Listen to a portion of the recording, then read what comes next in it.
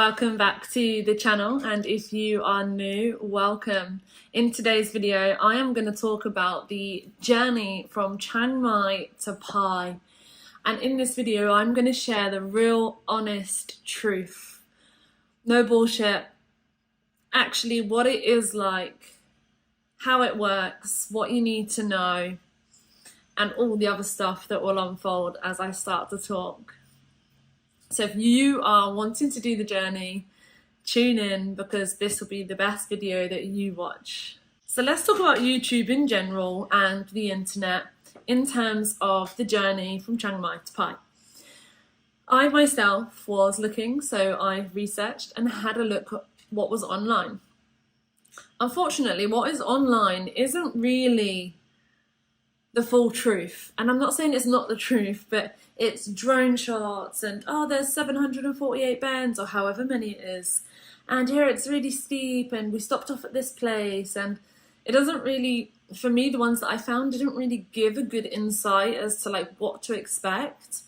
And the first thing I want to talk about is the preparation for the journey. Of course, if you're going by moped, you need a moped. There are lots of places in Chiang Mai to get a moped. I will share with you in the comments below where I got mine from. I pay 300 baht per day, which is about £7 roughly.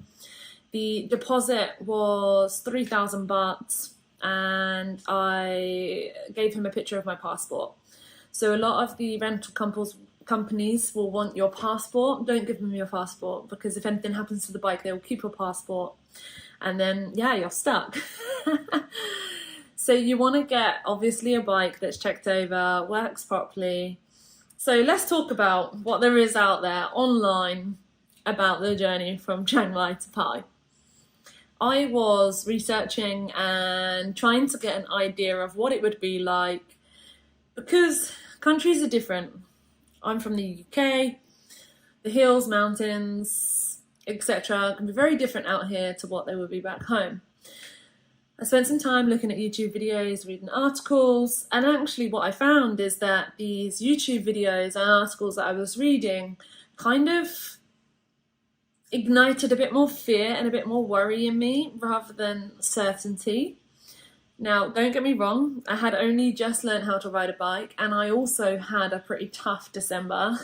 It was my first month traveling alone, and I was already battling with a lot of internal thoughts, some negative patterns, as I am on the journey to unpick and unpack all of the childhood trauma that I have been through. We've all been through it, the conditioning, the programming. So of course, I was in a bit of a stickier place rather than being stable, confident, I can take on the world space. However, I did meet a couple of people in Pai who weren't in that place mentally, but also doubted themselves because of what they had seen on YouTube, or there was some worry or some concern.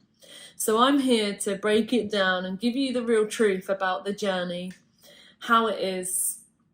And I think it's really important. I have a couple of videos that I will show as I go through this video. I took a couple of clips while I was going up, so you can really see the visual of how the turns look. But for me, it's super important that you are not led with fear before this trip, or you don't go on the trip because you're fearful because of what you've seen online, because it is truly phenomenal. The journey is absolutely beautiful. Pai is incredible, and I wouldn't want you to miss out because you've watched some YouTube videos or read some articles that have scared you. So let's talk petrol. In terms of petrol, I had a smaller bike. It was only me, and I didn't have a lot of baggage. I had just my rucksack. I had obviously read up, and I was a little bit worried that I was going to run out of petrol on the way there, and there was no petrol. There are stations along the way. So coming out of Chiang Mai, there are a lot of petrol stations, and there is one part where you come off, so you join the 1095, and I think you leave the 107. There are a couple of petrol stations there as well. But also on the way, there are the little countryside, cute petrol filling stands, I suppose they're called. I'll see if I can find a picture and put it up here, anywhere. So please don't worry too much. Ideally, you want to be filling up your tank when you are in Chiang Mai, or like I did, I had half a tank, and I actually came from Doi Sakat. I don't know if I'm saying that properly. So I was actually in the countryside, so I had to come back down into Chiang Mai onto the ring road and then out. But if you're in Chiang Mai, you probably want to make sure that you've got either half a tank or a full tank. I had half a tank, and then when I got to that point where I turned onto the 1095, I stopped at the Shell garage and I filled up completely, and that took me all the way to Pai. But please know that there are little stations on the way. You'll either need to put coins or notes in, and you do it yourself. It's not a proper full-blown petrol station, but there are points. So please don't worry if you don't have a full tank when you are leaving. The next thing I want to talk about is a jumper.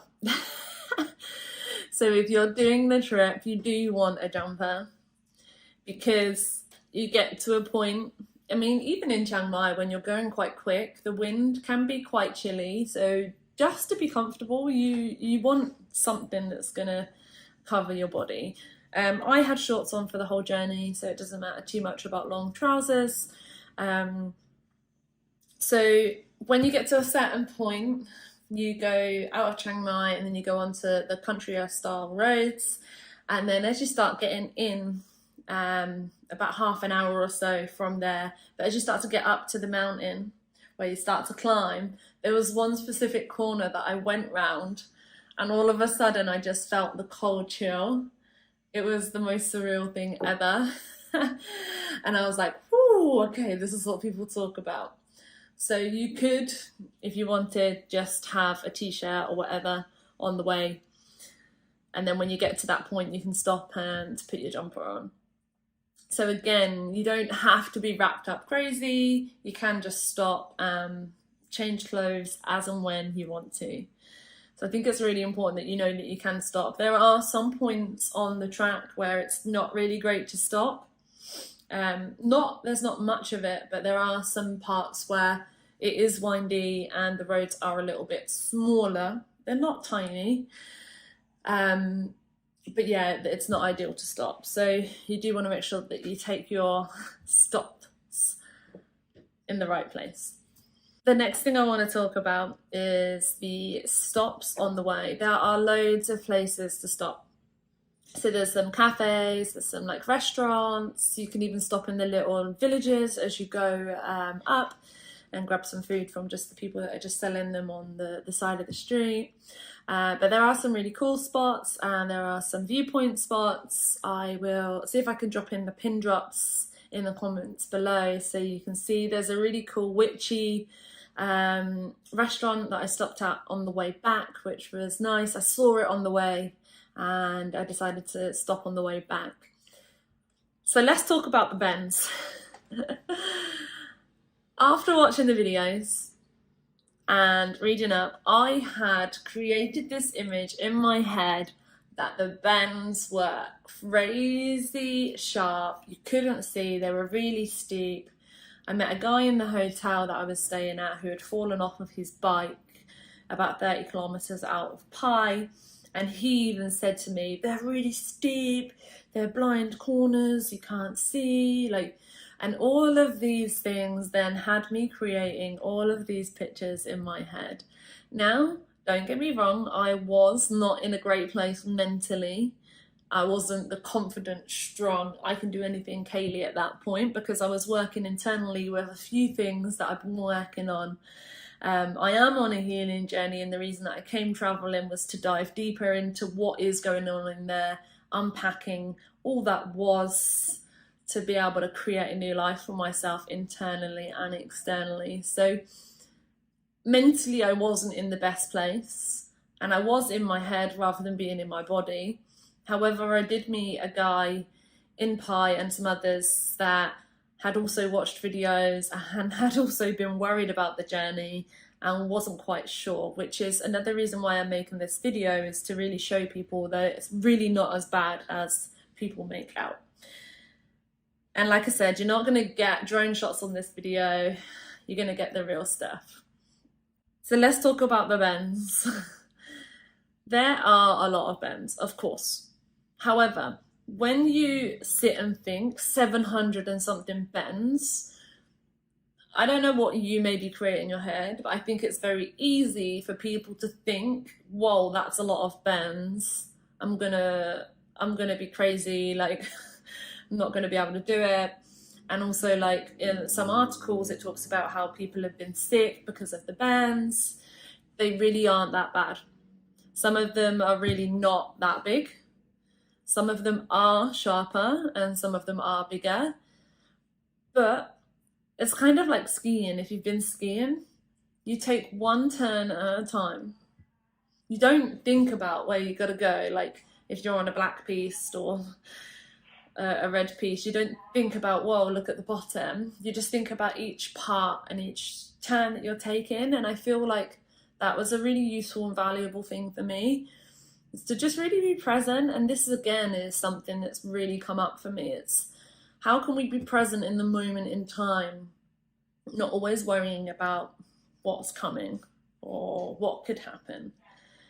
So for me, it's really important that you are confident and sure of yourself, but also to know that the bends really aren't that bad. There are a few that are a little bit sharper and you can't see around the bend. But like I say, if you go slow and you go steady, you take your time and you just focus on that one bend, you're okay. The things to watch out for, and for me this is really important, you really should stay to the left. There are a lot of dickheads out there. I'm sorry to say that, but there are. And I've witnessed a couple of people on the journey there and on the way back overtaking on a sharp bend when somebody else could have been coming the other way. So ideally, stay left and go slow. It's easy to get caught in the beauty because it is bloody beautiful. And I can see, especially, and this is, I'm not discriminating against men, but men are a bit more of a adrenaline junkies. I can see how men would get carried away. You know, the bends, some of them are really nice and you can really flow in and out. And I can see how people get carried away and go quick. If it is new for you and it's not something you've done before, I recommend going slow and staying to the left. The resort that I was staying in before I left to go to Pai was at Mamma Mi Resort Farm in Doi Sakat. I'm going to never say it. And the owner said to me, just stay left and go slow. He was like, you'll be fine. I did exactly that and I was fine. And on the way back down, I must admit, the journey was so much more enjoyable. On the way there, all I had in mind was that I wanted to just get there. Because there was so much fear that had been built up and so much uncertainty, I just wanted to get there and that was it. I recommend working with knowing that you're going to be okay and really trying to enjoy the journey. There are a lot of videos online that show you different places that you can stop off on the way. I didn't really want to do that because I was literally like, I just need to get there. However, on the way back I did stop, but I actually stopped at somewhere else, just on the outside of Chiang Mai. But on the way back down, I really did enjoy the beauty, really took the time. I stopped a couple of times and just took in the nature. One of them wasn't on purpose. I'll share that here now.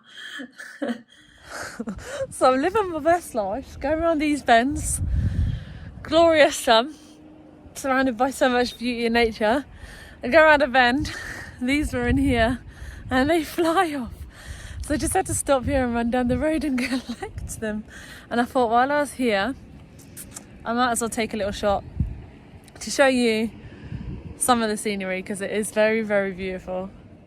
So yeah, a lot of beauty. Stay left, go slow. The other thing that I want to share that's really important is when you're on your bike, just focus on you and what's ahead. And I'm not saying don't look in your mirrors and know what's behind you, but it's really easy to, when there are a couple of cars behind you, it's really easy to then change your driving style or start to worry because you're trying to adapt for the person behind you. Try not to do that. I found myself doing that a couple of times, and I was like, no, I don't need to do that, because they'll go around me as and when they want to. And I think that again is really important, because you can then take the bends differently to what you would, because you're trying to accommodate for the person behind you, and then that may cause you to be unsettled, or so that's another tip for you. In terms of the petrol, I had half a tank when I left Chiang Mai. I stopped and filled up my whole tank at the split onto the 1095, and I had enough all the way to get to Pai and to get around a little bit in Pai when I arrived. On the way back, I actually filled up in Pai, and that took me all the way back down into Chiang Mai, actually back out to Doi Sakat, because I had to go and collect my bag and my laptop, and then I filled up there. Obviously, it depends on what bike you have and how fast you go, but that's just my experience. But again, please don't worry about not having petrol, because there are an abundance of places that you can stop and get stuff. So overall, to summarize, the journey is absolutely beautiful. The mountains are incredible. Just to stop and hear nature and just to see the viewpoints is just incredible. The people that you meet on the way are beautiful. Yes, there are a lot of tans, but they really aren't that bad. And just to confirm, you know, when you start to on YouTube, you'll see videos where people will say, oh, it's really not that bad, and then they put like some writing and they're like, oh, it got worse. It does get different, it does change, the bends do become sharper, but they're the ones that I talked about earlier that are a little bit sharper. So again, don't think, oh God, they get worse, they're going to be horrendous, it's going to be dangerous. Don't worry. Enjoy the ride, go slow. Do take a jumper. Also make sure that you have maybe a face mask, because it does get really windy, so it's quite nice to have the face mask just to cover, to stop flies getting in your mouth. So also, when you're going to your rental for your bike, make sure that your helmet that you have is a good fit, and I advise getting the ones that have the visor, not just the little army pop ones, because the wind is quite strong and it sort of hits the helmet. And I mean, I have quite a long head, so maybe it's just my head, but yeah, it hits the helmet and it's kind of annoying. So having a helmet that fits properly with a proper visor really helps. I use my sunglasses quite a bit, but I wanted to really see the views properly, so I took them off sometimes. But again, the flies do come and invade your eyes. So if you are wanting to go, do not let all the videos that you've seen or any people that you've seen with Thai tattoos, this is what a guy called them, Thai tattoos that you don't pay for. So you'll see people that have got bandages on. Don't let any of that interfere with your decisions. Your beliefs and your experiences are yours, and yours are not created by other people unless you let them. So for me, that's really important, and that was one of my biggest lessons, was that's not my reality. That person that I met at the hotel falling off, that's his story, that's not my reality. And this is something that I think is really important. Again, even when you're watching this video of mine, your experience is not going to be the same as mine, because this is my reality. Hope that's been helpful. My intention for putting out this video was really just to be real about the journey. And yeah, if you are watching this because you are wanting to go on the journey, go. Trust that you are going to be protected and looked after, and just don't be an idiot. I feel like that's one of the biggest things as well, is just don't be an idiot. When we're an idiot, we end up hurting ourselves or hurting other people and doing silly things. So yeah, please subscribe to the channel and you will be notified when we put more videos out for, the sun's getting stronger, I can feel it on my arm, videos for traveling, lots of top tips, no bullshit content where we're really just sharing the truth of how things are. So yeah, if you liked this video, please subscribe, like, comment, share, and I will see you in the next video. Bye.